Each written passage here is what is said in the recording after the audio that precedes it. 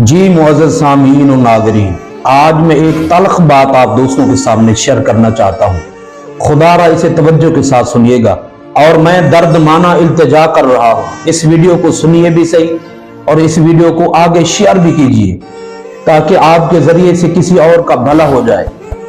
आज इस मार्केट के अंदर, इस फितने के दौर के अंदर, अगर आप जिस मौलवी के पास चले जाएं, जिस फकीर के पास चले जाएं, वो कहते मैं सबसे बड़ा आलिम हूं, वो कहते सबसे बड़ा पीर मैं हूं। मुआशरे के हालात देखिए, अजीब कशमकशी है।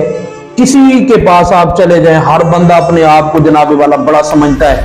मेरे पास जिन्नात हैं, मेरे पास तवीरी फकीरी है। खुदारा ये क्या चीज है? मैं आप दोस्तों से एक बात शेयर करना चाहता हूं, तवज्जो के साथ समाअत फरमाइएगा। ये वीडियो आप समाअत फरमा रहे हैं, एक और भी दरख्वास्त है, इस वीडियो को सुनने से पहले आप इस चैनल को जरूर सब्सक्राइब करें ताकि हर बात आप तक कुरान और हदीस वाली आप तक पहुंचा सकूं। मेरा यही सोच है, मेरी अकल यही है। मैं चाहता हूं कि अगर किसी को नफा देना है, किसी का भला करना है, किसी पर एहसान करना है, तो क्यों ना उस पर कुरान और हदीस के साथ एहसान करें। क्यों हम उन लोगों को गलत तरीके पे चलाते हैं, गलत अमलियात के बारे में तालीम दी जाती है। आप समझदार हैं जो मेरी वीडियो सुन रहे हैं, लेकिन मैं आपसे सवाल करता हूं, अगर मेरी और आपकी बहन किसी के पास जाती है, वो घरेलू मसाइल में तंग है, यानी उसका शोहर उसे परेशान करता है, तो मार्केट में हजारों लोग ऐसे बैठे हैं, किसी औरत की हिफाजत नहीं की जाती। हजारों पीर ऐसे हैं जो झूठे बन के बैठे हुए।